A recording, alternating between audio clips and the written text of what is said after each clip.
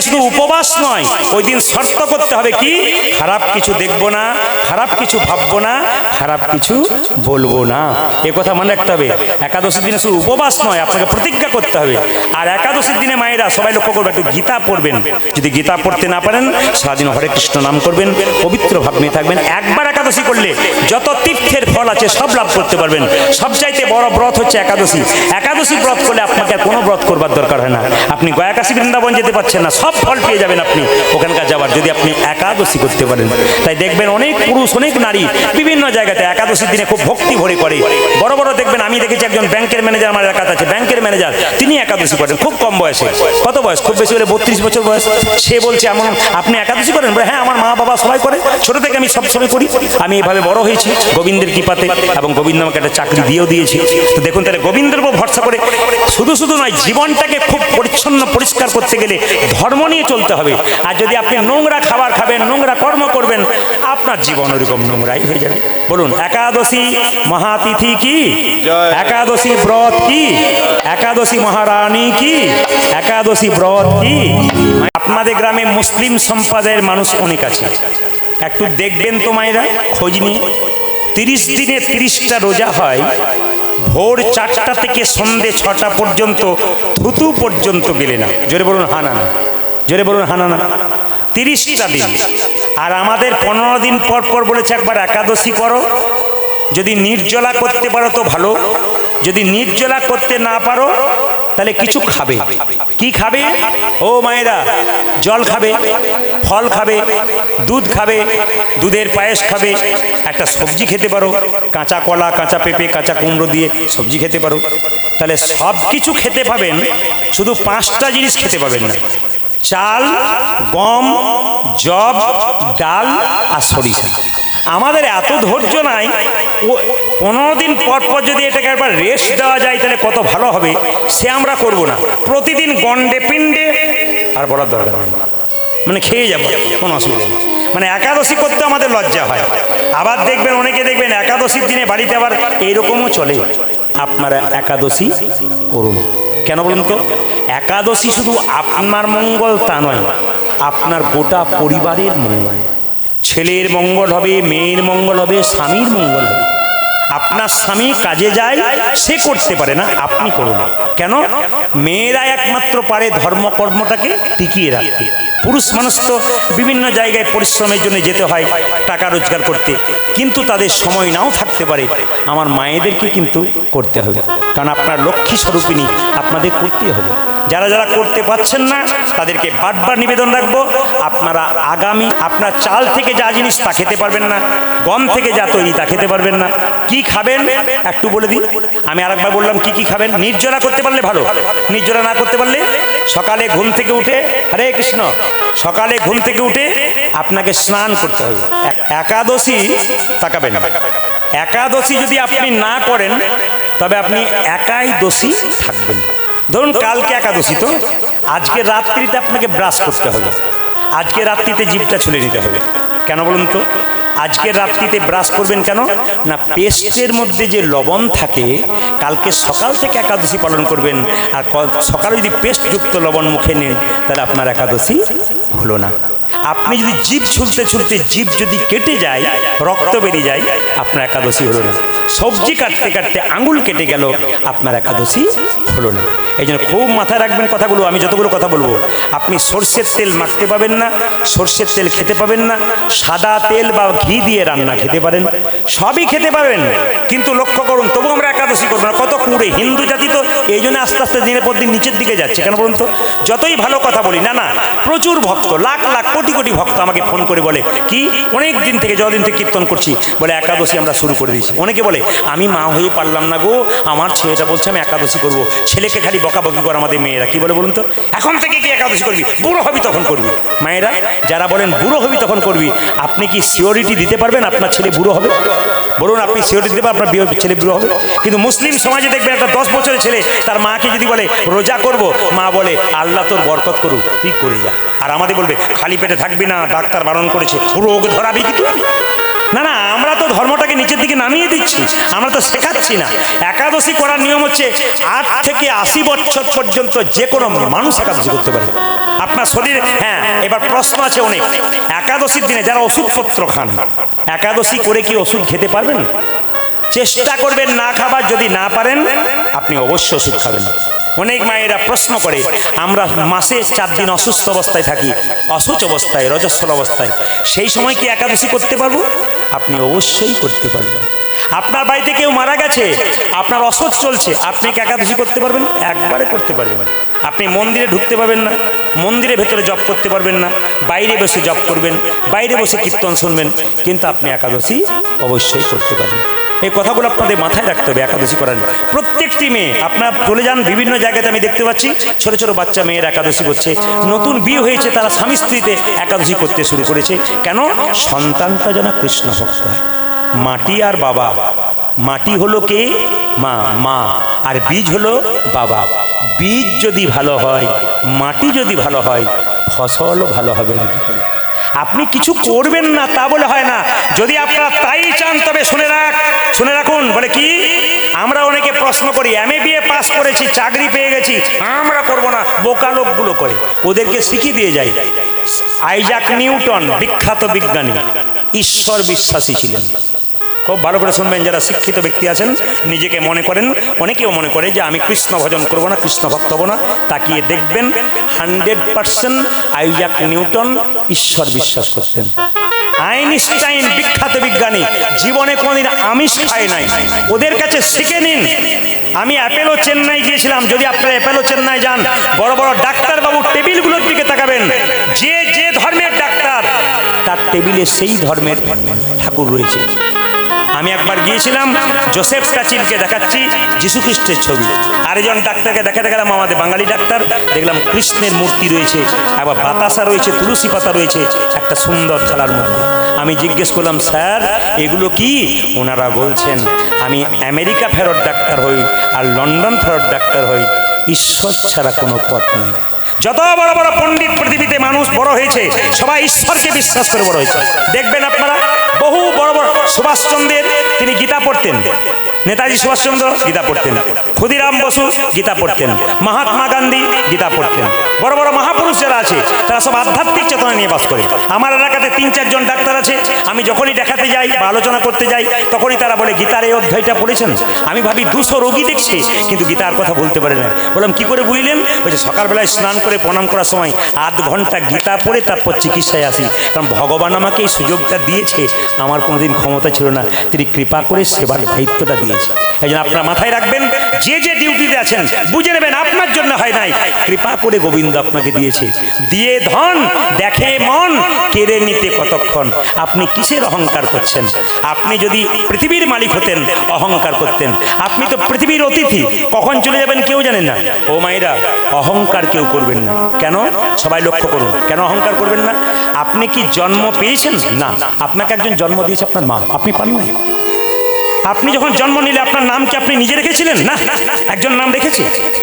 আপনি যখন পড়াশোনা করেছেন, নিজে পড়তে পেরেছেন? একজন পড়িয়েছে, আপনার মাস্টারমশাই। শেষে যখন শ্মশান ঘাটে যাবেন, নিজে যেতে পারবেন না, নিয়ে যাবে 4 জন। সব যদি অন্যের হয়, আপনার বলতে কি? তাই আমি দেখেছি অনুকূল ঠাকুর পরম প্রেমময়, এখানে অনেক ভক্ত আছে, পরম প্রেমময় অনুকূল ঠাকুর নিজের মায়ের কাছে দীক্ষা নিয়েছিল। তাহলে বুঝে নিন আপনারা কত বড় মানুষ, মহাত্মা হয়েছে। কেন? মা বাবাকে ভালোবেসে, ভগবানকে ভালোবেসে। ঈশ্বরচন্দ্র বিদ্যাসাগর তিনি কি করতেন না, তিনি মাকে ভালোবেসেছিলেন। ঈশ্বরচন্দ্র বিদ্যাসাগর শুধু নয়, মহাত্মা গান্ধী গীতা পড়তেন। এলাহাবাদ কোর্টের ব্যারিস্টার, বিখ্যাত ব্যারিস্টার, তিনি সকালবেলায় গীতা পড়তেন আর ভগবানের কাছে বলতেন, প্রভু আমাকে সম্পদ দিও না, তোমায় ভুলে যাব, আমাকে বিপদ দাও, তোমায় মনে রাখতে পারবো। পড়বেন আপনারা মহাত্মা গান্ধীর চরিত্র, দেখে নেবেন।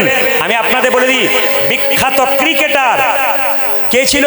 সচিন টেন্ডুলকর। তারপরে কে? বিরাট কোহলি, বিশ্বের 1 নম্বর ব্যাটসম্যান।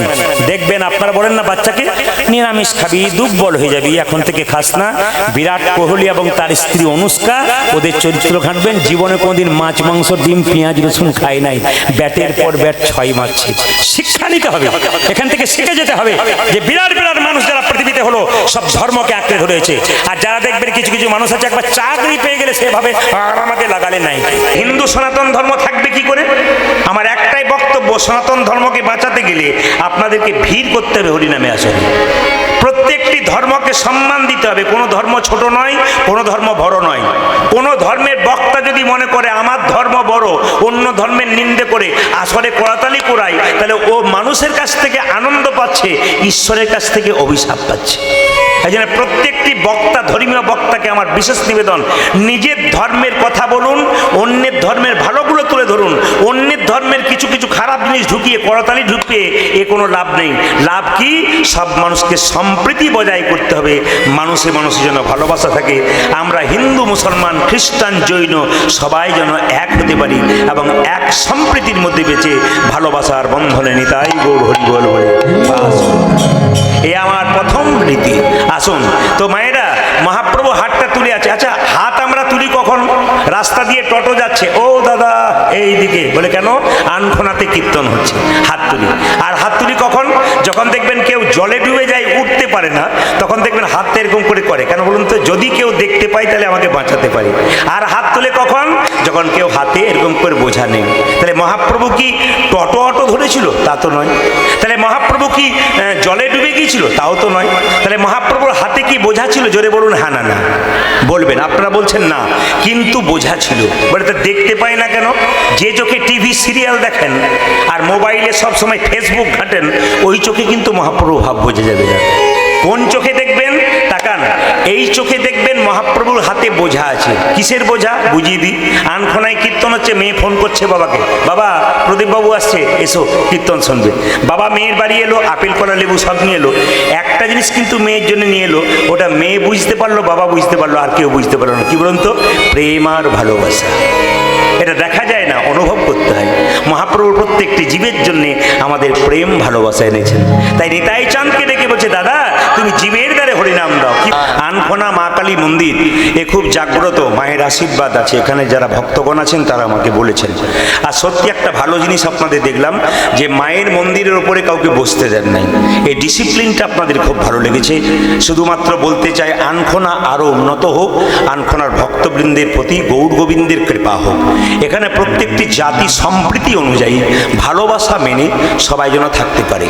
কি মুসলিম, কি হিন্দু, কি জৈন, কি খ্রিস্টান, প্রত্যেকটি বক্তা যেন ভালো বক্তব্য দিয়ে মানুষকে এক করতে পারে, এটা আমি চাইব। শুধু বলতে চাই, আমি কালী পূজার রাত্রিতে বাড়িতে ছিলাম না, কোথাও গান ধরি না। তো কালী পূজার রাত্রিতে আমি কালী মন্দিরে দাঁড়িয়ে আছি, অনেকেই সেলফি তুলছে, অনেকেই দেখছে, অনেক কথা বলছেন। হঠাৎ দেখতে পাচ্ছি একজন শিক্ষক লোক তার ছেলেকে নিয়ে মা কালীর মন্দিরে ঢুকেছে। ছেলে জিজ্ঞেস করছে বাবাকে, বাবা মায়ের 4টা হাত, দুর্গা মায়ের 10টা হাত কেন?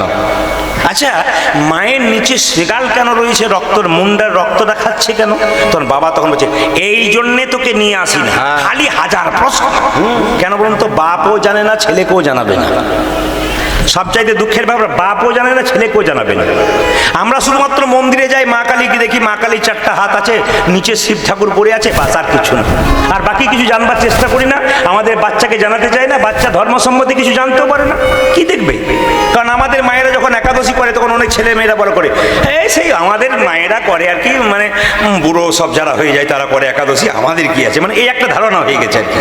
তাছাড়া আপনাদের এখানে কীর্তন হচ্ছে, আপনাদের সবাই কীর্তন শুনছেন, কিছু কিছু কম বয়সে ছেলে দেখুন পেছনে বসে দিব্যি মোবাইলে ফেসবুকে ঘাটছে। কারণ আপনাদের কীর্তন হচ্ছে, ওদের কি গেল?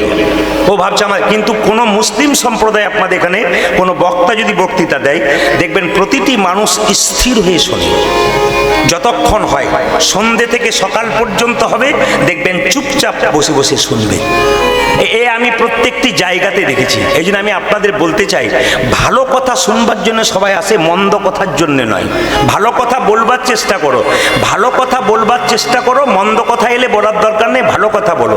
খারাপ কথা বলে কেউ নোবেল পুরস্কার পায়নি, ভালো কথা বলেই নোবেল পুরস্কার পেয়েছে। ওই জন্য ভালো কথা বলুন, ভালো ব্যবহার করুন, আপনার জীবন সুন্দর হবে। একটু বলে দিই, গৌরচন্দ্রিকা থাকে, বেশি বৃদ্ধি করব না। মা কালীর 'কটা হাত? মায়েরা বলবেন, ভেবে বলবেন কিন্তু। সব চুপ করে আছে। তাহলে প্রদীপবাবু বোধহয় 6-7টা জানে, 5টা। কারণ ওনারা বলতে পারছেন না যে ভয়ে। বলো। অন্য জায়গায় 4টা বলে খুব জোরে, কিন্তু খুব সাহস আছে। এখানে যখন বলুন তো ভেবে বলবেন, তখন চুপ করে গেছে। তাহলে বোধহয় অন্যদিকে কোথাও হাতটা আছে, বোধহয় বলা দরকার নাই, চুপ থাকাটাই বুদ্ধিমানের কাজ। আচ্ছা মায়েরা, মায়ের কটা হাত ধরে বলুন, সাহস দিচ্ছি বলুন কটা? 4টা। তাকান, একটা হাত কি বলছে? দে। দেখে নেবেন আপনারা, দে। একটা হাত কি বলছে? দেবো। কামনা বসে আসবি না, দেখ কে ঝুলছে বেটা, তোকেও ঝুলিয়ে দেবো। বুঝতে হবে কিন্তু মা কালীর পুজোতে আপনি গান শুনতে এসেছেন, কালী সম্বন্ধে কিছুই জানলেন না, তা বললে হবে না। আগামীকাল ভাতৃ দ্বিতীয়া বটে, আপনি জানেই না কেন ভাতৃ দ্বিতীয়া, কবে থেকে ভাতৃ দ্বিতীয়া শুরু হলো। খালি ভাইয়ের কপালে দিলাম ফোঁটা, জমের দুয়ারে পড়লো কাটা, হ্যান ত্যান বলে মিষ্টি খাইয়ে নিতাই গৌর হরি বল, তা বললে তবে না। কিছু জেনে যেতে হবে, কাপড়টা নে আর তুই আমাকে কিছু দে, আর এই তো হচ্ছে ব্যাপার। না না, আপনারা একটু জেনে যেতে হবে, কিছু মনে করবেন না। আর ইউটিউবের মাধ্যমে দেখবেন আপনারা যখন কীর্তন শোনেন, খালি কথাই শুনতে পান। কেন বলুন তো? ক্যামেরাম্যানরা তৈরি করে আছে, ছোট ছোট কথাগুলোকে ছেড়ে দেবে, একটাও গান দেবে না। এ অনেকের ধারণা হয়ে গেছে তাহলে প্রদীপবাবু বোধহয় কথা বলি বেড়াই, একবার 100%। কিন্তু আজকে আপনারা দেখবেন না না, কথা নয়, লীলার মাধ্যমে কথা হয়, তত্ত্বগুলো হয়। এই জন্য দেখবেন আমি ভালো কথা আপনাদের বলবো, যদি কারো ভালো না লাগে আমাকে ইশারা করবেন, বন্ধ করুন, এবার লীলা করুন, কোনো অসুবিধা নেই, আমি রেডি আছি। আচ্ছা মায়েরা সবাই লক্ষ্য করুন, মায়ের 4টা হাত। মা বলছে দে, কি? ভক্তি দে, ভক্তি দে আমাকে, আমি অভয় দেব। কামনার বসে ছুটে আসবি, আমার হাতে কি ঝুলছে দেখ, নিশুম্ভ।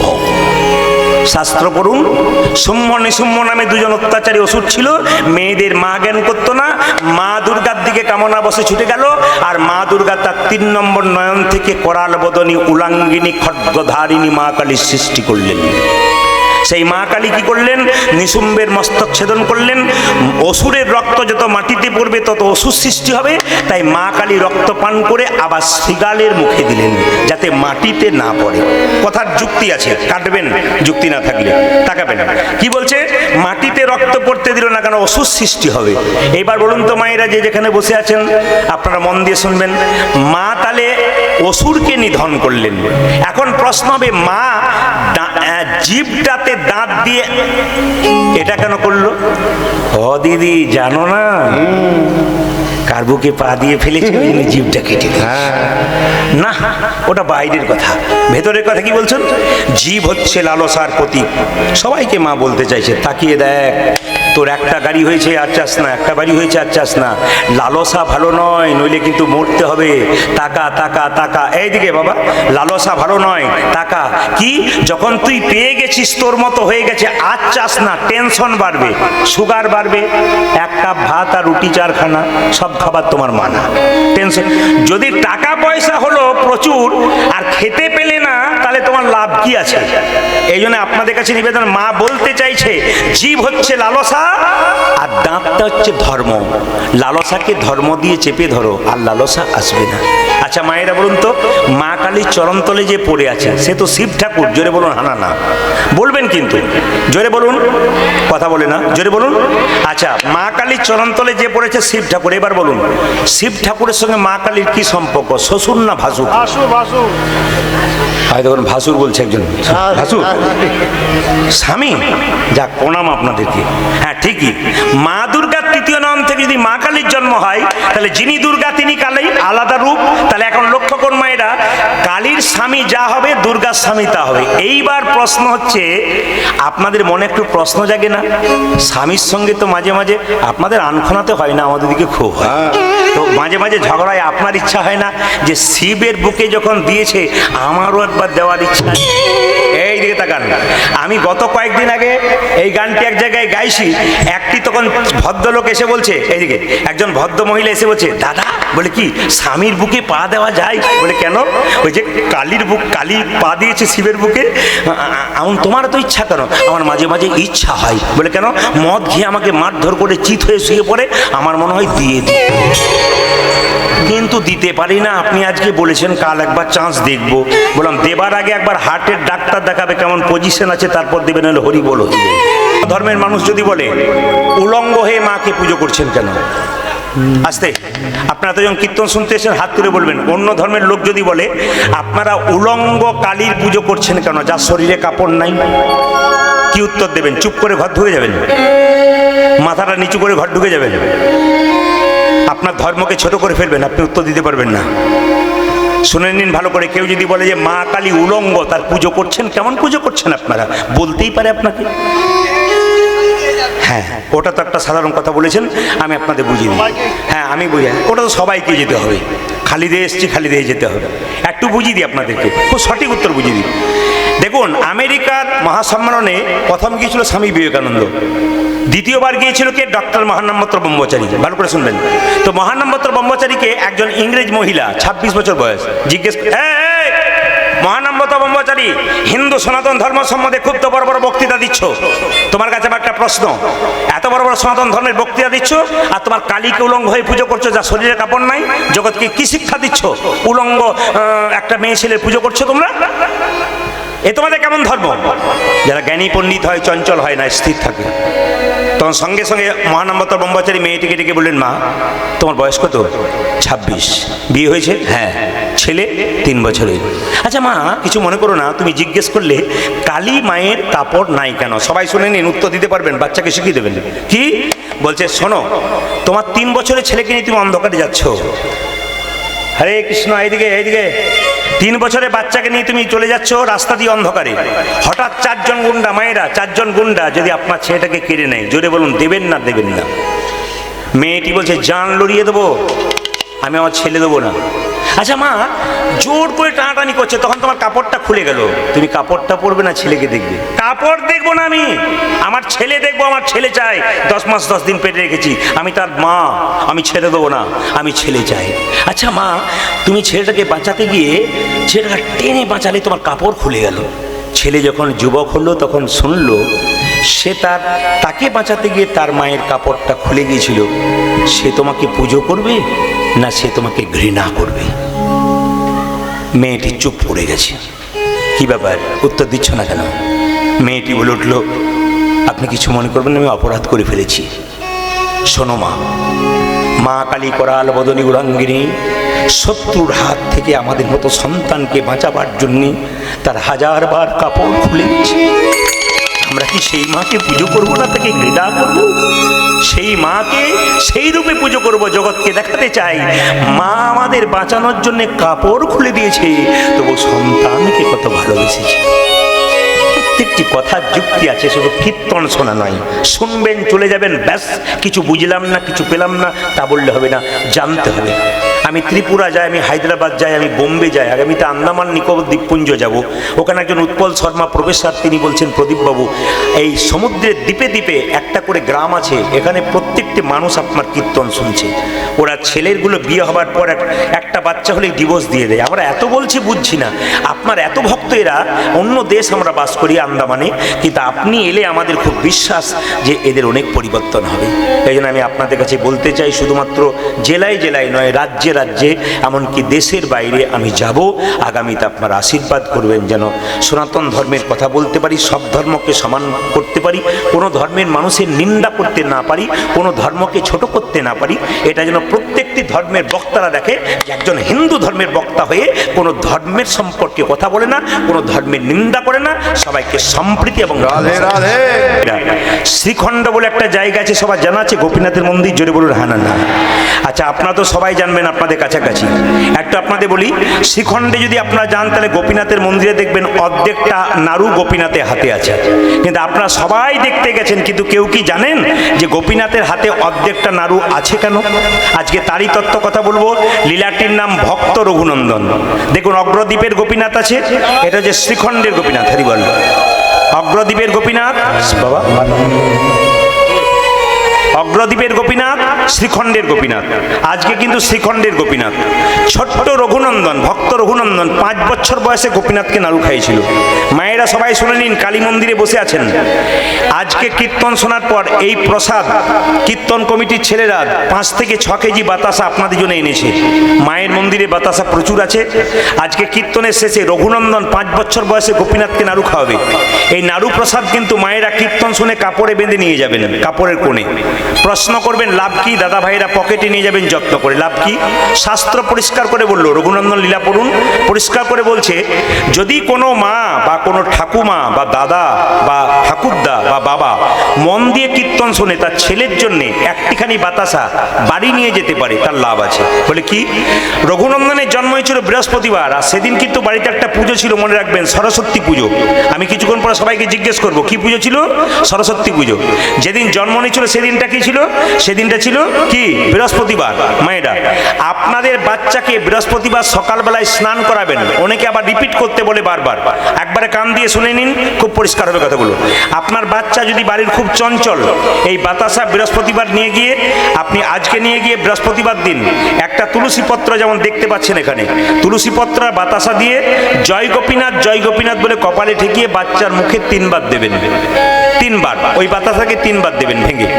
দেখবেন 1 বছরের মধ্যে বাচ্চা শান্ত হবে, কৃষ্ণ ভক্ত হবে, আপনি শান্তি পাবেন।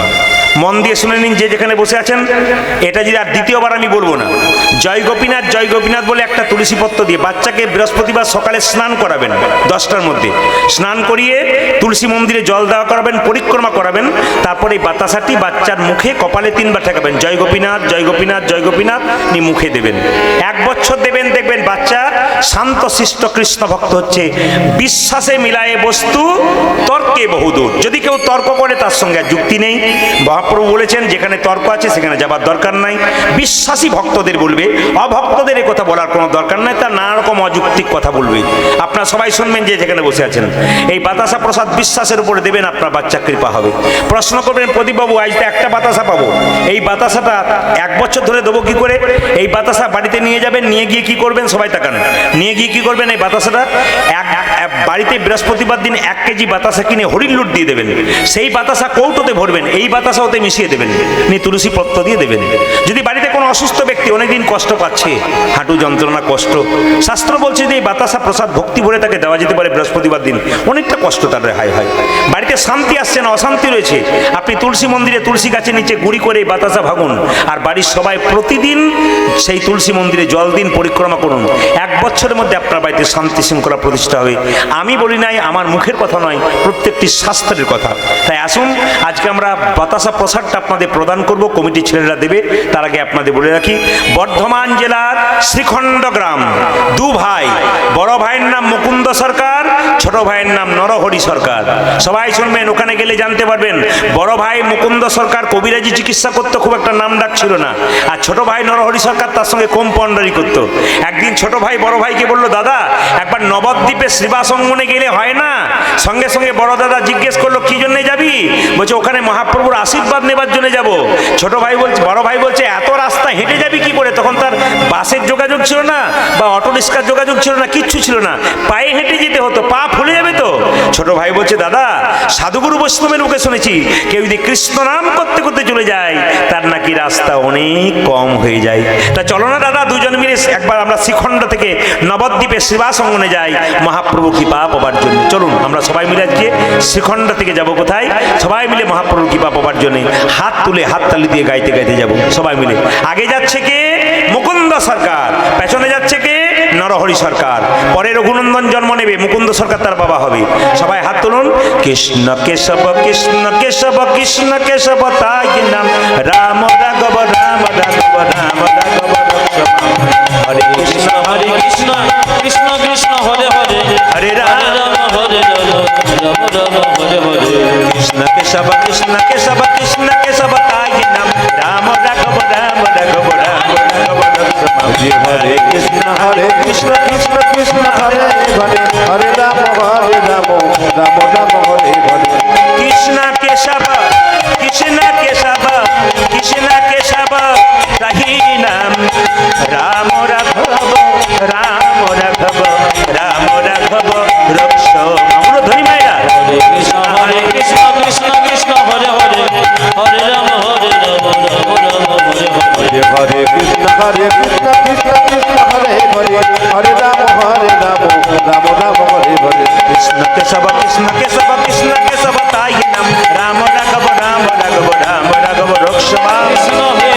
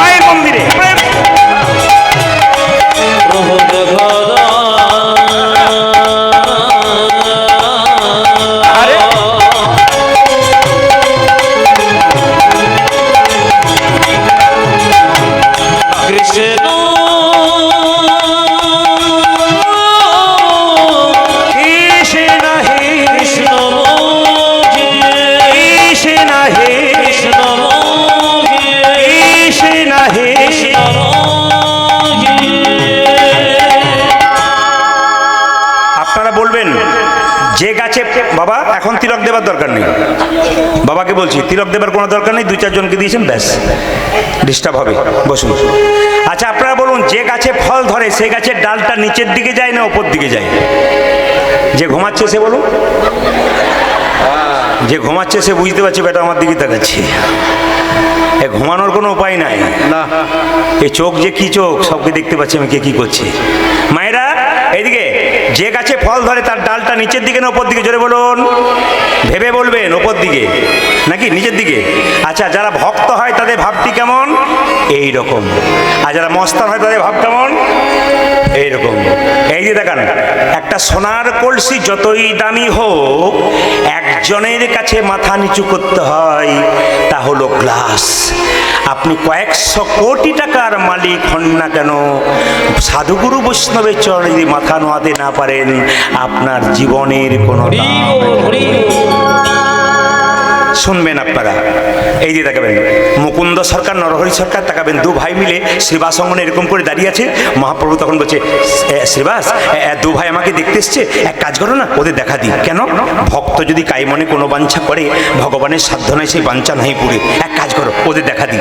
মায়েরা আমি আপনাদের বলে যাই, মায়ের মন্দির বলুন, কৃষ্ণের মন্দির বলুন, একই কথা, প্রত্যেক দিন বারবার বলুন, আপনার মনের ইচ্ছা পূর্ণ। ওদের শব্দ বন্ধ করতে বলুন, হরে কৃষ্ণ। একই কথা বারবার একই জায়গায় বারবার বলুন, আপনার মনের ইচ্ছা পূর্ণ হবে। ভক্ত কিন্তু ভগবানের কাছে টাকা পয়সা চায় না, কি চাই? ভক্ত যদি কাই মনে কোনো বাঞ্ছা করে, ভগবানের সাধ্য নাই সেই বাঞ্ছা নাই পড়ে, ভক্ত ভগবানের কাছে টাকা পয়সা ধন দৌলত চায় না, ভক্ত ভগবানের কাছে প্রেম আর ভক্তি চাই। আপনারা কি চাইবেন মা? প্রত্যেক দিন মন্দিরে বলবেন, প্রভু কিছু দাও আর না দাও, আমার তোমার প্রতি প্রেম দাও, ভক্তি দাও, যেন মানুষকে ভালোবাসতে পারি। এই সংসার ছেড়ে যখন চলে যাবে গো, তুমি যদি কৃষ্ণ ভক্ত হও, ভালো মানুষ হও, লোকে বলবে আনখোনা থেকে মেয়েটি চলে গেল গো, খুব ভালো ছিল, খুব ভালো ছিল। আপনার জায়গা স্বর্গে হবে, দশচক্রে ভগবান। আর আপনার মৃত্যুর পর যদি দুষ্ট কাজ করেন, অন্যায় কাজ করেন, লোকে বলবে লোকটা গেল ভালো হলো, বেটা দুষ্ট ছিল ভালো হলো, এ গেল বলে গ্রামটা শান্তি হলো। আপনি নরকে যাচ্ছেন কেন? দশচক্রে ভগবান। আপনার কর্ম আপনাকে ভালো জায়গায় পৌঁছে নিয়ে যাবে। মুকুন্দ সরকার চুপচাপ দাঁড়িয়ে আছে, নরহরি দাঁড়িয়ে আছে। মহাপ্রভু শ্রীবাসকে বললো চলো দর্শন দিয়ে আসি, ওরা আমাদের দেখতে এসছে, আশীর্বাদ দিতে এসছে। মুকুন্দ সরকার, নরহরি সরকার দুজনে মিলে দেখছে মহাপ্রভু আজানুলম্বিত হয়ে শ্রীবাস অঙ্গনের দরজা থেকে বেরিয়ে সুরধ্বনি গঙ্গার তীর দিয়ে কীর্তন করতে করতে যাচ্ছে। সুরধ্বনি তীরে মহাবিল সমবয় বালক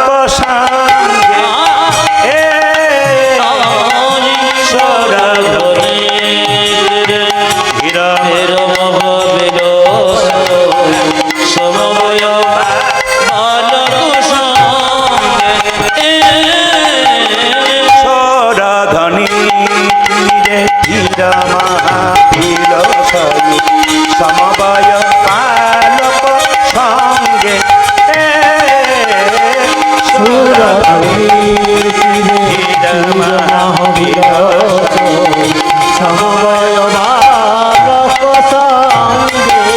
পরে করতালি ধ্বনিত হরি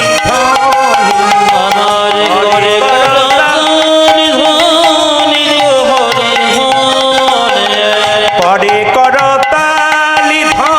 ধ্বনিত হরি ধ্বনি আজি করে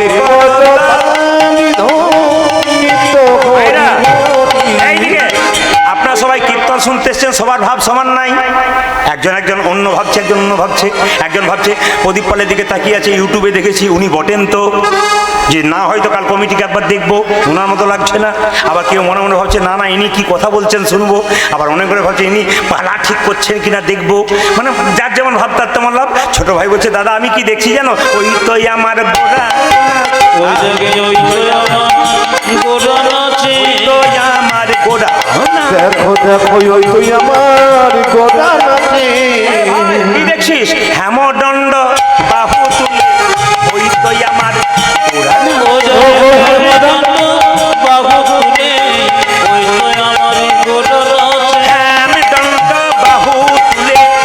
ওই তো আমার গোড়া নাচে। হেমদণ্ড বাহু তুলে, ওই তো আমার গোড়া। ছোট ভাই বলছে আমি দেখছি গোড়া নাচছে, বড় ভাই বলছে বলছে না না আমি দেখছি আরেকজন নাচছে। বলে কি কথার মধ্যে কথা আছে? ও বলছে ওই তো গোরা নাচে। এ বলছে না না ওই তো গোরাই নাচে। ও বলছে ওই তো গোরা নাচে। ছোট ভাই বলছে বড় ভাই বলছে না না আমি দেখছি ওই তো গোরাই নাচে। রাই রাই মানে রাধারানী, ওই তো গোরাই নাচে। ওই তো গোরাই নাচে। ওই তো গোরাই নাচে। দেখো ওই তো গোরাই নাচে। অন্তরে যার শ্যাম নাচে, বাইরেও গোরাই। উজানি অন্তরি যার শ্যাম নাচে, বাইরে গোরাই নাচে। অন্তরে যার শ্যাম নাচে, বাইরেও গোরাই আজ নাচে। অন্তরে যার শ্যামে নাচে, বাইরে গোরাই নাচে। সরধনে তীরে ধীর মহাবীর সাই, সমবয় বালক সঙ্গে।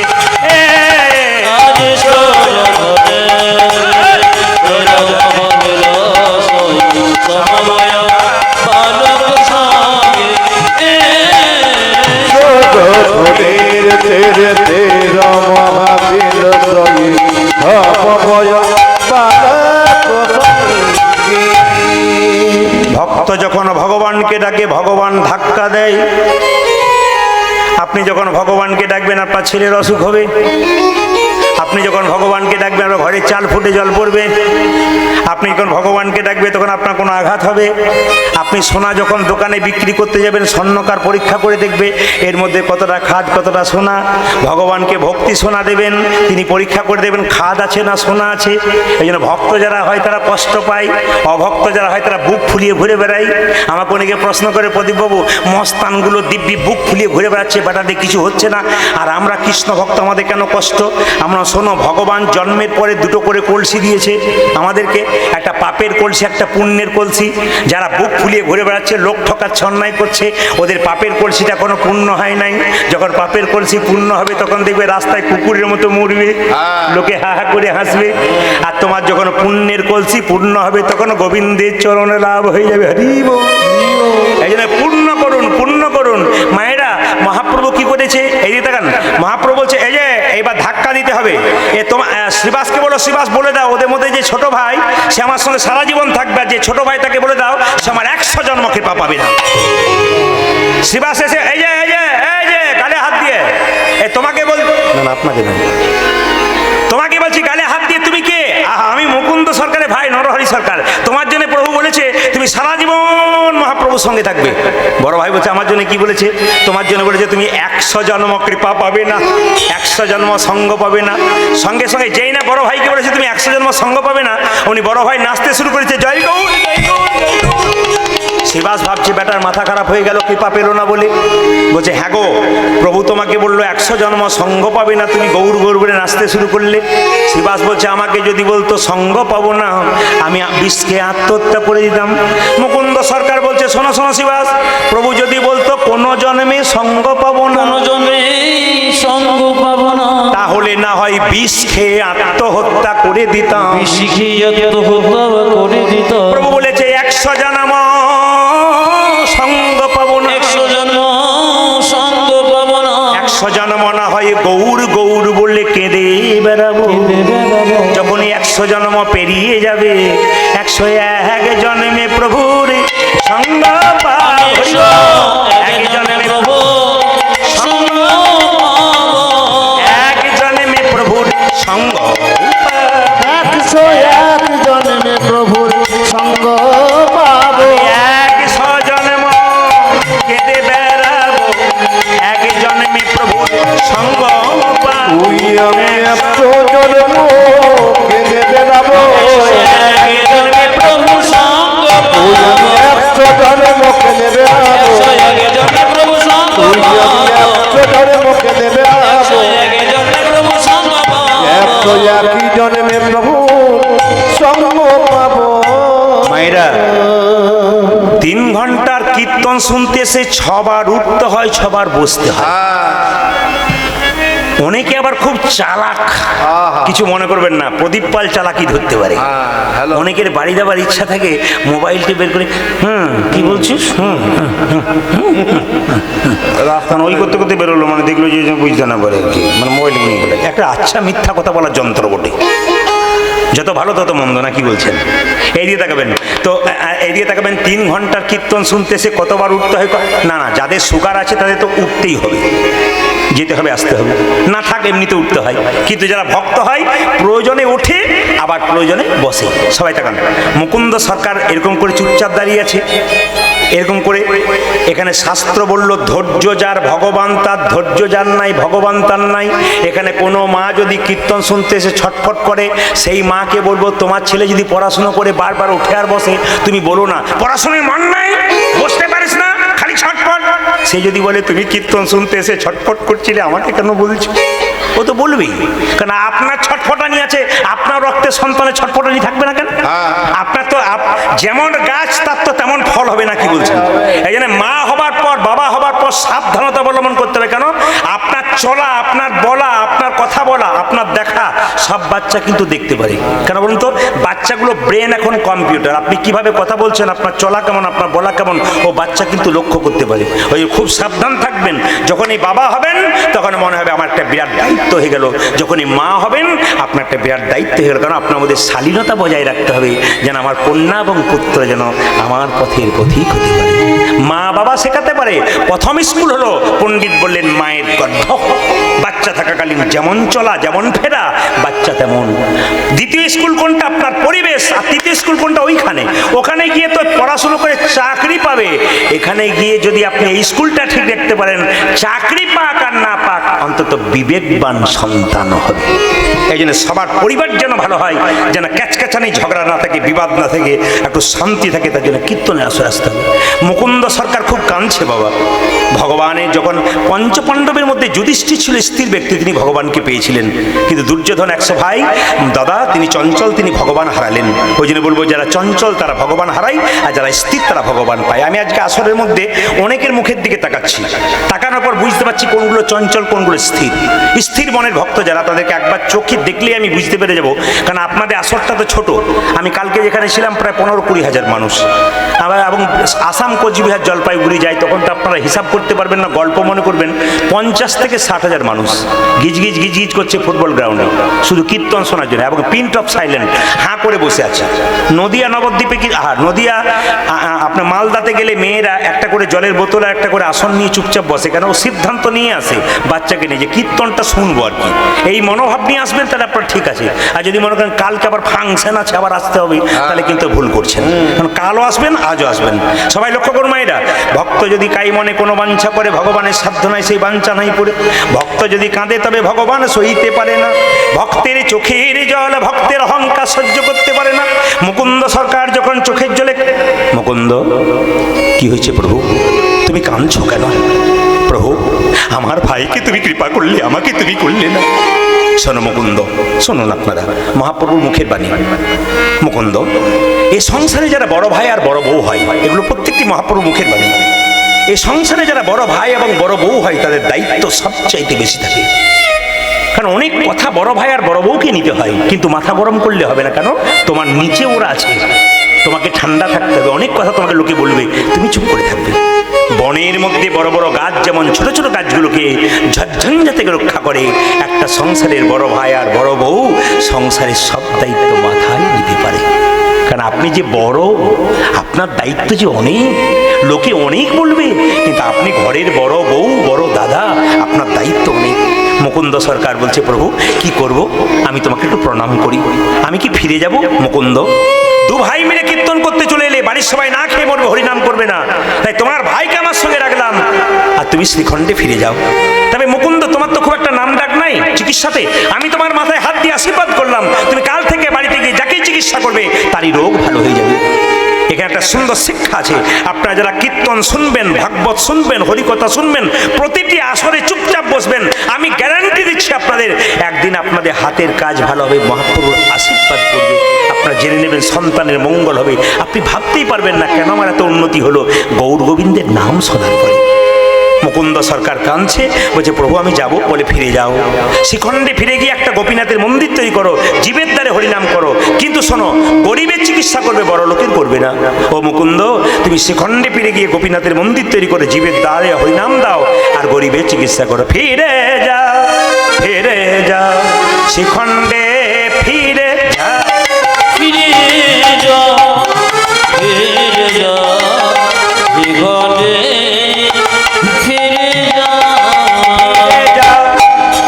ফিরে যাও, শিখণ্ডে ফিরে যাও, ফিরে যাও, ফিরে যাও, শিখণ্ডে ফিরে যাও।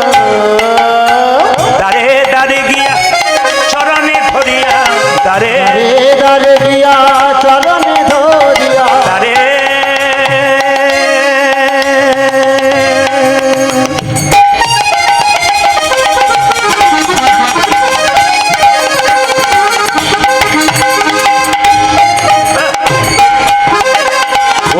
দাঁড়িয়ে দাঁড়িয়া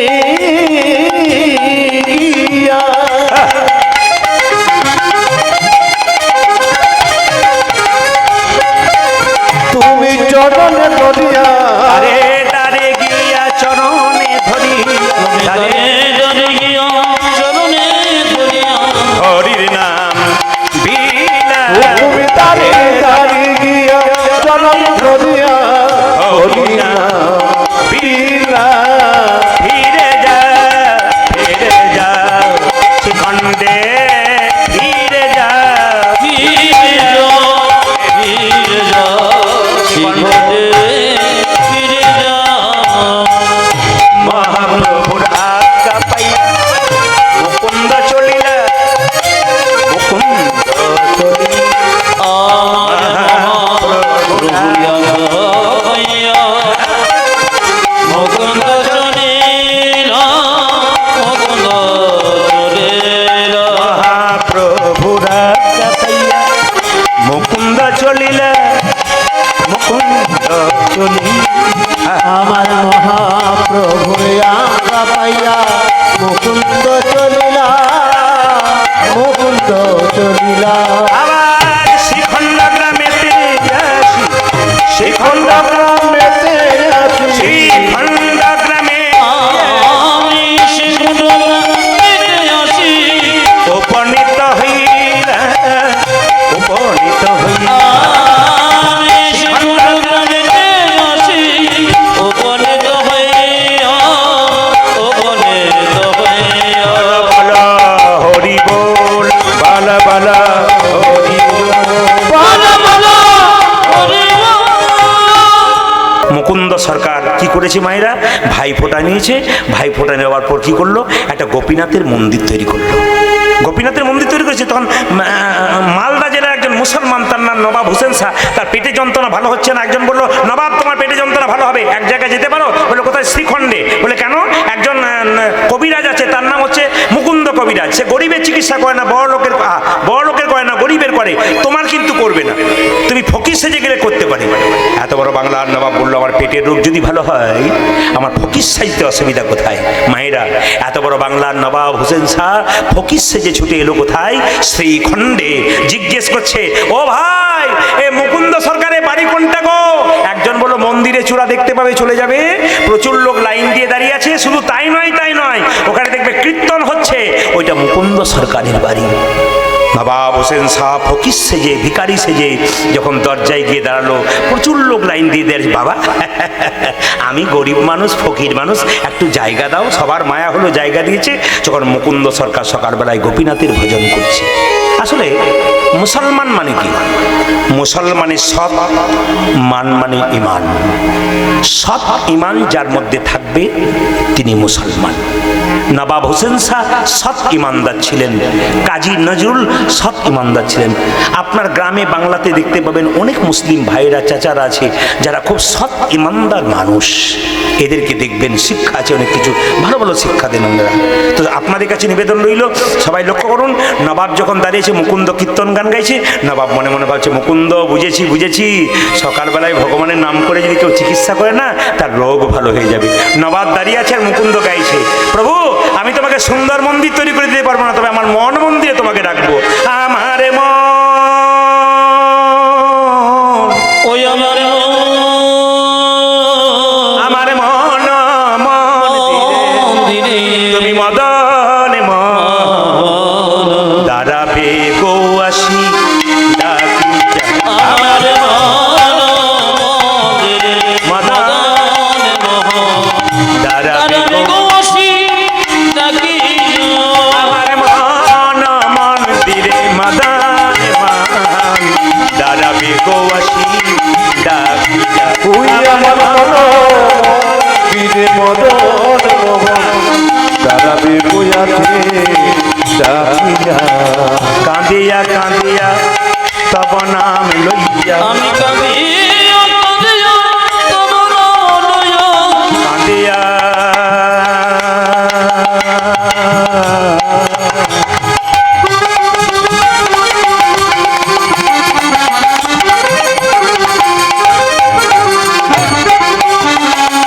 হে প্রাণরা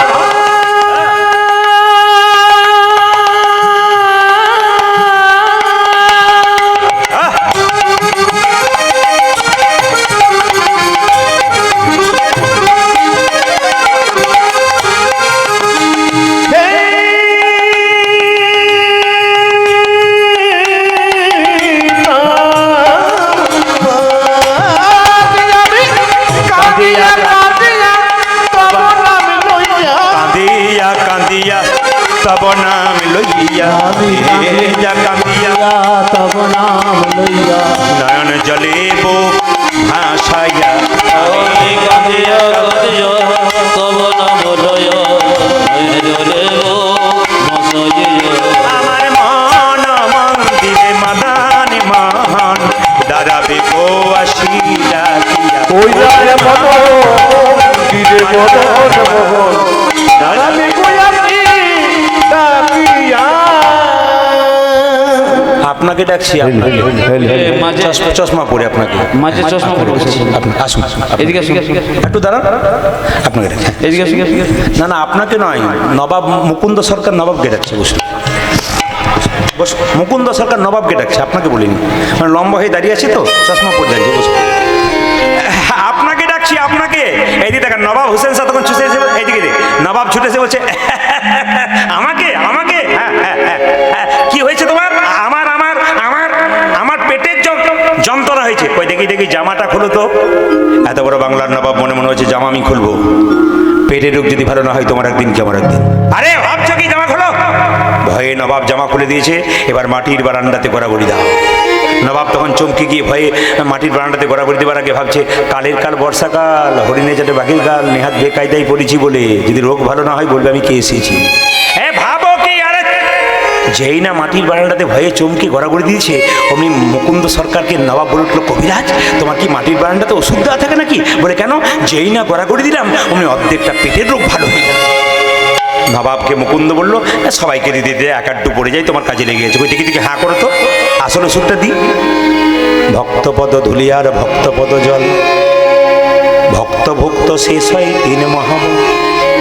যেখানে হরিনাম হয়, যদি কোনো ভক্ত বা ভক্তিমতী মা একবার ধুলাই গড়াগড়ি যেতে পারে, তবে তার দেহ রোগ নয়, তার ভব রোগ দূর হয়ে। কিন্তু আমাদের সম্মান আছে, প্রেস্টিজ আছে, মাথা গাড়া ধুলোতে গড়াগড়ি দেবো, কীর্তন শুনতেছে, রাখো তোমার কীর্তন, ওসব পরে বুঝাবে। আর এই জন্য তো হয় না, আগেকার যুগের মানুষের হলো কেন, আমাদের হলো না কেন?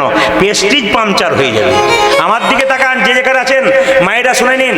অনেকে মনে করে আমি কীর্তন ভজনা করবো না, আমি নিরামিষ খাবো না, তাদের বলে কি সম্রাট, যিনি আইনস্টাইন বিখ্যাত বিজ্ঞানী, জীবনে কোনোদিন আমিষ খায় নাই, বিজ্ঞানী হতে পেরেছে। বিরাট কোহলি, যে ভারতবর্ষ নয় পৃথিবীর 1 নম্বর ব্যাটসম্যান, সচিন টেন্ডুলকরকে এখন ছাপিয়ে গেছে, জীবনে কোনোদিন আমিষ খায় নাই, খালি নিরামিষ খেয়েছে, তার স্ত্রী অনুষ্কা জানাত খেয়েছে। আমি পৃথিবীর এই প্রত্যেকটি এলাকাতে গান করতে গিয়ে বহু পরিবারে যাই, যে পরিবারে ফার্স্ট ক্লাস দামি দামি ছেলে রয়েছে, খুব ব্রেনি ছেলে মেয়ে রয়েছে, সারা জীবন নিরামিষ খাচ্ছে। আপনাদের আমাদের মনের মধ্যে এইটা ঢুকে গেছে, বাচ্চাকে দেবো তারপর খাবে, নইলে প্রোটিন হবে না। প্রাণীজ প্রোটিনে যে আপনার শরীর খারাপ হয় বেশি, উদ্ভিজ্জ প্রোটিনে আপনার শরীর ভালো থাকে, এটা আমাদের মাথাতে নাই। খালি আমরা খাই, খালি যাবো আর রাস্তাতে কি দেখবো, শ্রীকৃষ্ণ ব্রয়লার সেন্টার। আপনাদের দিকে আছে না, আমাদের ওদিকে আছে। রাস্তায় গেলে দেখবেন মাংসের দোকান খুলেছে, লিখেছে শ্রীকৃষ্ণ ব্রয়লার সেন্টার, কাটা 230, গোটা 330। বাবা রে, কঠিন ব্যাপার। আবার দেখবেন জুতোর দোকান খুলেছে শ্রীকৃষ্ণ কি চৈতন্য শু হাউস। মানে যে লিখেছে তারও জ্ঞান নাই, আর যে কিনছে তারও জ্ঞান নাই। তাহলে অন্য ধর্মের মানুষগুলো বলবে না কেন? জুতো নিয়ে যাচ্ছে, ওপরে চৈতন্য লেখা আছে, ভেতরে জুতো ঢোকানো আছে। লজ্জা কত আমাদের! যে লিখলো সেও যেমন, আর যে কিনছে সেও তেমন। না না, আমি আপনাদের বলতে চাই, এত নাম থাকতে চৈতন্য হাউস দিতে হবে আর শ্রীকৃষ্ণ ব্রয়লার সেন্টার? হ্যাঁ, খালি শ্রীকৃষ্ণের নামে মাংসের দোকান? কোন অধঃপতনের জায়গায় যাচ্ছি চলবে। আবার দেখবেন, কিছু মনে করবেন না, মন্দিরে গোছা গোছা ধূপ দিচ্ছে। মা, চাকরি হয়ে গেলে পরের বছর তোকে 3টে দেবো। আবার মা তো খায় না, আমরা খাই। কি বলছেন? আমার পাশের বাড়িতে মা কালী পুজো হয়, তো প্রতি বছর আমাদের একটা কাকিমা ছাগল বলি দেয়। তো জিজ্ঞেস করলাম, কাকিমা এবছর দেবে না? বলছে, বাবা কিছু মনে করিস না, এবছর 3টে দেবো। বলে, কেন? 3টে জামাই, 3টে মেয়ে, শ্বশুর শাশুড়ি সব আসবে, একটা তো হয়। তাহলে ও হিসাব করেছে, মা খায় না, আমরা খাই, নইলে 3টে কেন দেয়? নাকি না, যুক্তি বলছি তো বলবেন, নাহলে ভুল বললে বলবেন না। কারণ এখানে বলেছে ছাগ বলি দাও। ছাগ মানে কোন ছাগ? তোমার শরীরের সররিপুকে বলি দাও। বৈষ্ণব শাস্ত্র বলছে সররিপুকে বলি দাও, এটাই হচ্ছে বলি। কারণ মায়ের সন্তান ছাগলও বটে, মায়ের সন্তান আমরাও বটি। মা জগৎ জননী। মা যদি জগতের মা হয়, ছাগলের কি মাসি হয়? তবে ছাগলের রক্ত পান করবে কেন? মা হয়ে সন্তানের রক্ত পান করবে কেন? ওটা তো আমরা খাই। ওই সাপ বলি দেন না কেন? একবার সাপ বলি দিয়ে দেখুন, খান তো। বলবো হ্যাঁ বটে। ছাগ বলি দেবে কেন? ওইটা আবার বাবারে মা কালী পুজোতে আবার কবি পার্টি যত হচ্ছে। কেউ কারো যদি লোক মরছে না বাড়িতে, তো ছেলের মা মরেছে, সে কাঁদছে আমার মা মরে গেল, আর তখন পাড়ার লোক বলছে শ্মশানে নিয়ে যেতে পারি, তবে যাও নইলে যাও। অন্যান্য ধর্মের লোক বলে, যত বদমাইশের দল তো আপনাদের হিন্দু জাতিতে আছে। বলে কেন না, মরেছে আমাদের যখন কেউ মারে, অন্য জাতির লোক বলে আমাদের কেউ মরলে যখন নিয়ে যাই ঠিক জায়গাতে, তখন মাথা নিচু করে যায়। আপনাদের যখন যায় তখন বাবারে শ্মশান পর্যন্ত গেছে কিনা যা পাবো না, দেখে নেওয়া মজা। মানে কত অধঃপতনের জায়গায় আমরা পৌঁছাচ্ছি। আমি আপনাদের বারবার বলতে চাই, এই অধঃপতনগুলোকে মারুন, নইলে হিন্দু সমাজ আরো নিচের দিকে নেমে যাবে, অধঃপতনের দিকে যাবে। শেষে ঠকতে হবে আপনাদের। আমার কথাগুলো চিৎকার করে আমি বলে যাই, চিন্তা ভাবনা করবেন আমি কি বলে গেলাম আপনাদের সামনে। ভাষায় প্রকাশ করলাম, হৃদয়ঙ্গম করবেন কথাগুলো, যদি জ্ঞানী হয়ে যান। মুকুন্দ সরকার কি করছে মায়েরা? যেই না চিৎকার করে বলেছে যে কই দেখি দেখি দেখি হাঁ করো তো, আসর ওষুধটা দিয়ে দিয়েছে, আর সঙ্গে সঙ্গে বলেছে মুকুন্দকে বলেছে, কবিরাজ মুকুন্দ তুমি কে? আমি সারা বাংলার নবাব হোসেন শাহ। নবাব আপনি? হ্যাঁ, তোমাকে পরীক্ষা করতে এসেছিলাম, তুমি কত বড় কবিরাজ। সত্যি বড় কবিরাজ। তোমাকে আজকে থেকে এখানে রাখবো না, তুমি মালদা জেলায় চলো আমার গৌরী। রাত্রিবেলায় মুকুন্দ সরকার মহাপ্রভু মন্দিরে কেঁদে কেঁদে বলছে, প্রভু বলে দা, প্রভু তুমি বলে বলে হে প্রভু তুমি বলে দা, প্রভু তুমি বলে দাও, হে প্রভু বলে দা।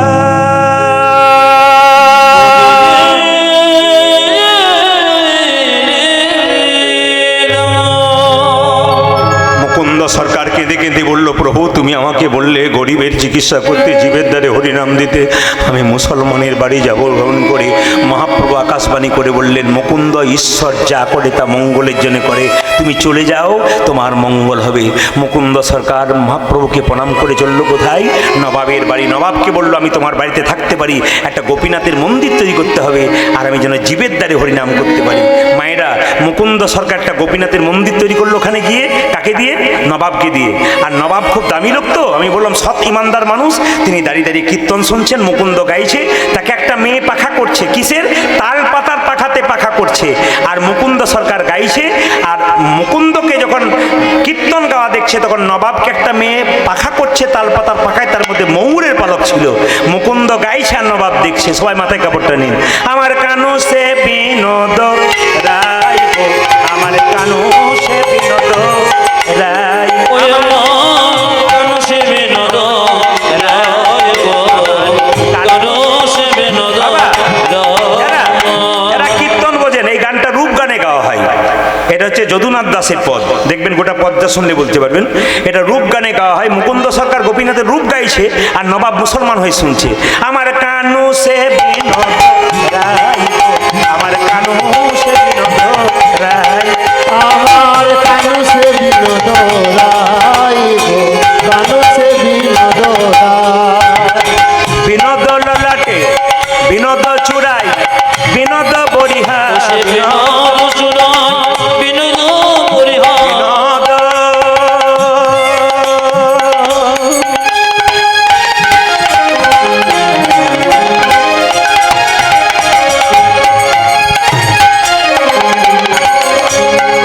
ও সে বিনোদ চূড়ায় বিনোদ বরিহা। বরিহা বরিহা বিনোদ উড়িছে গাই গো, আমার কানু বিনোদ উড়েছে সবাই। ওই আমার কানু সে বিনোদ রায় গো, আমার কানু সে বিনোদ রায়। আমার কানু সে বিনোদ রায়, কানু সে বিনোদ রায়। যারা প্রকৃত ভক্ত ভগবানের দিকে চেয়ে থাকে, ভগবান দেখতে কেমন, ও তার বিনোদ ললাটে বিনোদ তিলক বিনোদ বিনোদ সাজে গো।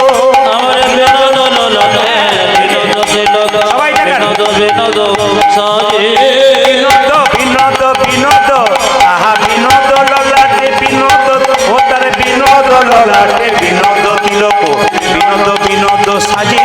ওইটাতে বিনোদ ললাটে বিনোদ তিলক বিনোদ বিনোদ সাজে।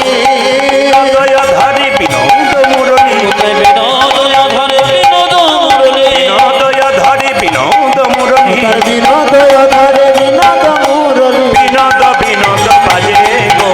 বিনোদ বিনোদ বাজে। আমার কানু সে বিনোদ রায় গো, কানু সে বিনোদ ওই রায়। আমার কানু সে বিনোদ রায় গো, আমার কানু সে বিনোদ মায়েরা, রায়। ভগবান শ্রীকৃষ্ণ দেখতে খুব সুন্দর, যে মালাটা পড়েছে মালাটা সুন্দর, আবার যে মেয়েটা মালাটা গেঁথেছে সেও দেখতে সুন্দর। ও তার বিনোদ গলায় বিনোদ মালা বিনোদ বিনোদ দোলে। উত্তর বিনোদ গোড়ায় বিনোদ মালা বিনোদ বিনোদ বলে। বিনোদ গলায় বিনোদ মালা বিনোদ বিনোদ দোলে। উত্তর বিনোদ গলায় বিনোদ মালা বিনোদ বিনোদ দোলে।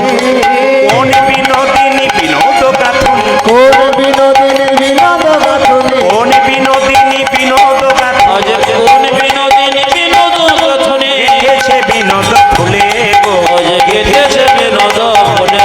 আমার কানু সে বিনোদ রায় গো, কানু সে বিনোদ ওই রায়। আমার কানু সে বিনোদ রায় গো, আমার কানু সে বিনোদ রায়। পদটা গোটাই গাইলাম না, শেষটা গাইবো, আপনাদের একটা বলে যাই। কপালে বাবা তিলক দিচ্ছিলেন, বয়স্ক বাবা তিলক দিচ্ছিলেন আপনাদের, কিন্তু আপনাদের এখানে তিলক আমি দেখতে পেলাম না। গতকাল যেখানে ছিলাম তা আসলে যত মেয়েরা ছিল ছেলেরা ছিল, প্রায় বেশিরভাগ সব হাত তুলছে, আমরা একাদশী করি, আর প্রায় জনের কপালে তিলক। তাহলে প্রশ্ন করবেন, তিলক নিলে কি ভক্ত হওয়া যায়? না। আপনি তিলক নিয়ে নেবেন আর পাপ কাজ করবেন, ভক্ত হওয়া যায় না। অনেকে মোটা মোটা মালা পরে, দেখবেন লোক দেখলেই মালাটা বের করে। লোক দেখলে আমি দেখেছি, আমি যখন পেরিয়ে যাবো তখন জামা ভেতর থেকে, দাদা ভালো আছেন, এই যে মালা মানে মালা পড়েছি, মোটা মোটা মালা পড়েছি, এটা দেখানো যায়। বলছে হরিনাম করবে ঠিক কথা, কিন্তু হরির সঙ্গে প্রতারণা করো না। মানুষের সঙ্গে করলে পার পাওয়া যায়, ভগবানের সঙ্গে প্রতারণা চলবে না।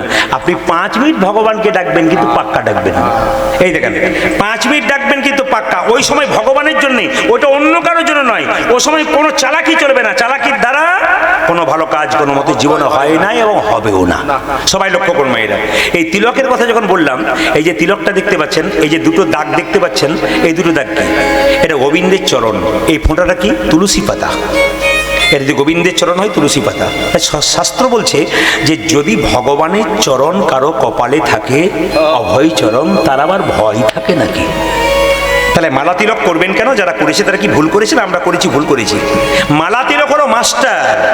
আনকোনার রাস্তা দিয়ে যাচ্ছেন, কারো একটা পেয়ারা ডাল থেকে 4টে পেয়ারা টুকটুক করে করে তাকাচ্ছে, দুপুরবেলা কেউ কোথাও নাই।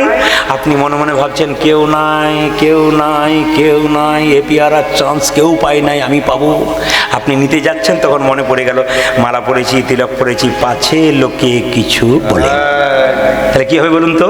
পাছে লোকে কিছু বলে, খারাপ কাজ করতে পারবেন না, মালা তিলক মাস্টার আপনার দরকার আছে। আবার কিছু মনে করবেন না, মায়েরা তাকান, এই তিলকের কথা যখন বললাম তখন তিলক নিলে আবার সমস্যা। হিন্দু ধর্মের সবচাইতে লজ্জার ব্যাপার কি বলুন তো? আপনি কৃষ্ণ ভক্ত হয়ে যান, আপনার পেছনে 1000 জন লেগে যাবে যাতে আপনি না হতে পারেন। এটা সবচাইতে লজ্জার ব্যাপার। আপনি কৃষ্ণ ভক্ত হয়ে আপনার পেছনে লেগে যাবে। অন্যান্য ধর্মের মানুষ ধর্ম করে না, তার পাশে 50 জন বলে কোনো চিন্তা নাই, তুই করে যা, তারপর দেখবো মজা। কেউ কিছু বলে আমাদেরকে বলবি, আর আমাদের যদি পাশে যদি কাউকে মারধরও করে, অন্যায় করেছিল মরেছে, ভালো কোনো অসুবিধা নেই আমাদেরকে। সবাই লক্ষ্য করুন, কৃষ্ণ ভক্ত প্রতিবাদ করে না, কৃষ্ণ ভক্ত প্রেমের মাধ্যমে যায়। আমি আপনাদের একটা কথা বলতে চাই, আমার পাশের বাড়িতে একটা মেয়ে তিলক করেছে, মালা করেছে, 25 বছর বয়স, তার 3 বছরের বাচ্চা আছে, তাকে নিরামিষ খাওয়াই। তো আমার পাশের 5টা মেয়ে একদিন বরাবরি করছে, দিদি আরাধনের বইয়ের কি ঢং দিদি, বাবারে তিলক করেছে, মালা করেছে, ভগবান বোধহয় ওর ঘরে আগেই চলে যায়। এই জন্যই তো মরেছ, আর আগামীতে এই জন্য তো মরবে। মরার গলায় দড়ি নেওয়ার জন্য তৈরি হয়ে থাকো, মরবে। এই জন্য মরেছ আর এই জন্য মরবে। কথাগুলো আমি বারবার বলে গেলাম হৃদয়ঙ্গম করার জন্য। এই জন্য মরেছ আর আগামীতে এর জন্য মরবে। কেন? নিজেই তোমার খালটাকে কেটে দিচ্ছ। কেউ ধর্ম করবে, তুমি পারবে না, তোমার দরকার নেই, কিন্তু কেউ করবে, তাকে বাধা দেবার তোমার অধিকার নাই। সে করুক, কিন্তু বাধা দেবে না। তবে আমি আপনাদের বলি, যে ধর্ম করে, হাতি চলে বাজার, কুত্তা ভুকে হাজার, হাতি রাস্তা দিয়ে যাবে, কুকুর ঘেউ ঘেউ করবে, তার জন্যে হাতি তার দিকে তাকাবে না। কৃষ্ণ ভক্ত তো হাতির মতো হয়, বলে দিয়ে যাই। তিলকের কথা যখন বললাম, আপনারা 5টা আঙ্গুল দেখতে পাচ্ছেন। এটা বৃদ্ধাঙ্গুষ্ঠী, এটা তর্জনী, এটা মধ্যমা, এটা অনামিকা, এটা কনিষ্ঠা। শুনে নিন সংক্ষেপে শাস্ত্রের কথা, তিলকের কথা। এটা রূপ গানের বর্ণনা করতে গেলে আমরা দিই, আপনাদের বলে দিই। এখানে ব্রাহ্মণ ঠাকুর আছেন, কীর্তন শুনতে এসছেন, কিছু মনে করবেন না। মা কালীর পুজো করছেন, আপনি জিজ্ঞেস করবেন, বাবা সিঁদুরের ফোঁটা একটু দিন তো। যিনি প্রকৃত ব্রাহ্মণ হবেন, শাস্ত্রজ্ঞ ব্রাহ্মণ হবেন, তিনি কিন্তু আপনাকে কোনো মতে ফোঁটায় আঙুলে দেবে না। সবাই জেনে নিন, তিনি কোনো মতেই ফোঁটা এই আঙুলে দেবেন না। তিনি শাস্ত্রজ্ঞ পণ্ডিত হলে আপনাকে ফোঁটা দেবে সবসময় এই আঙুলে। তাকিয়ে দেখে নেবেন, প্রমাণ দেখে নেবেন। তিনি কিন্তু সবসময় এই আঙুলে। আপনি তিলক করছেন, আমাকে বললেন আমার মা একটু তিলক দাও তো, আপনি কিন্তু এই আঙুলে আমাকে তিলক দেবেন। তাকান, এই আঙুলে কাকে তিলক দেবেন? আমার বাড়িতে কেউ মারা গেছে, আপনার পাশের বাড়িতে কেউ মারা গেছে, আপনি তার কপালে একটু তিলক দেবেন। কোন আঙুলে দেবেন? এই আঙুলে দেবেন, তর্জনী। আপনি নিজে তিলক কোন আঙুলে নেবেন? এই আঙুলে নেবেন, মধ্যমা। আর এই আঙুলে কাকে দেবেন? ভগবান বিষ্ণু চরণে দেবেন, আর গুরু গোবিন্দের চরণে দেবেন, মহাপ্রভুকে দেবেন, গুরুকে দেবেন। কোন আঙুলে? এই আঙুলে। কেন? এই আঙুলটার নাম কি? অনামিকা। যারা গুরু মন্ত্র নিয়েছেন তারা সবাই বুঝতে পারছেন, এই আঙুল থেকে মন্ত্র শুরু হয়। একটা তুলসী পাতা গোবিন্দকে দেবেন, এই আঙুলটা টাচ থাকবে। একটা বাতাসা গোবিন্দকে দেবেন, এই আঙুলটা টাচ থাকবে। এটা কিন্তু ভগবানের আঙুল, অনামিকা, ভগবান বিষ্ণুর আঙুল। এই আঙুলে ভগবানকে, গুরুকে দিতে হয়। আর এই আঙুলে তো কালকে হবে, ভাইয়ের কপালে দিলাম ফোঁটা, আর জমের দুয়ারে পড়লো ফোঁটা। দেখুন মুকুন্দ সরকার গাইছে, কি গাইছে? ও মা ও তার বিনোদ কটিতে বিনোদ ধতি, বিনোদ বিনোদ সাজে, কোথায় বিনোদ কটিতে বিনোদ ধতি, বিনোদ বিনোদ সাজে। আপনারা অনেকে শুনলেন, উল্টো শুনলেন, কি বিনোদ কটিতে বিনোদ ধতি। আমি ধতি বলি নাই, আমি উচ্চারণ করছি ঢটি। ঢটি, ঢটি কোনটা? এই যে কোমরে বেঁধেছি না টেনে, ওটা ঢটি। আর ধতি কোনটা? এইটা। ও তার বিনোদ কটিতে বিনোদ ধতি, বিনোদ বিনোদ সাজে, উত্তরে বিনোদ কটিতে বিনোদ ধটি, বিনোদ বিনোদ সাজে, বিনোদ চরণে বিনোদ নুপুর, বিনোদ চরণে বিনোদ নুপুর, বিনোদ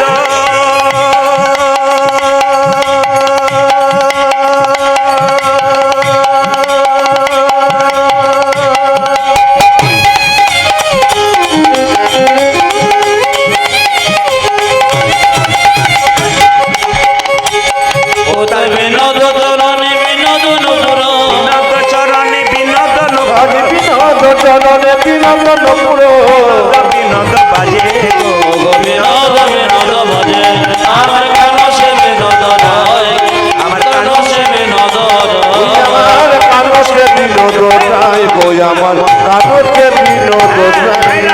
সবাই একটু প্রণাম করবেন। এই পদটা যিনি গাইছেন যদুনাথ দাস, তিনি কি বলছেন? যদুনাথ কয় বিনোদ নাগর, বিনোদ কদম্ব তলে, আমার যোজনাতে হয় বিনোদ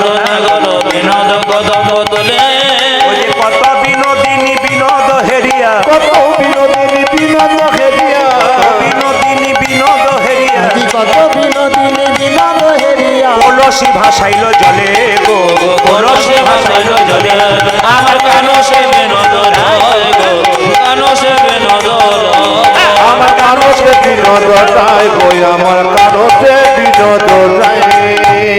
এবার কেমন কীর্তন শুনছেন বাবারা বলবেন না মায়েরা বলুন। মুকুন্দ সরকার যখন কীর্তন গান গাইছে নবাবকে একটা ছেলে পাখা করছে না মেয়ে পাখা করছে জোরে বলুন। দাঁড়ান, আপনার বলুন কে পাখা করছে? বাহ, এ কণ্ঠ কিন্তু আমার ছোট ছোট বাচ্চা মেয়েদের, মায়েদের কণ্ঠ পেলাম না। আর বলো না, যা কুটুম বাড়িতে এসেছে তুমি দিব্যি বলে যাচ্ছ। সকাল থেকে যে কি হাড় ভাঙা খাটুনি চলছে, আবার আগামীকাল আছে, ওরাই তো উত্তর দেবে। মায়েরা, বাচ্চারা কি বললো? মেয়েতে পাখা করছে। আচ্ছা, তাল পাতার পাখা না প্লাস্টিকের পাখা? একসঙ্গে বলুন।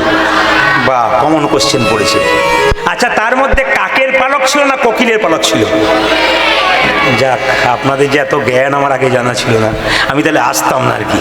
যাক, ময়ূরের পালক ছিল। মায়েরা, যেই না মুকুন্দ সরকার কীর্তন গান গাইছে, নবাব বলে উঠলো মুকুন্দ। মুকুন্দ অজ্ঞান হয়ে গেল। কার কাছে জল আছে একটু আনো তো। যে না জলটা এনেছে মুকুন্দের মুখে দিয়েছে, মুকুন্দকে অজ্ঞানতা ফিরেছে, জ্ঞান ফিরে গেছে। জিজ্ঞেস করলো, মুকুন্দ তুমি অজ্ঞান হয়ে গেছিলে কেন?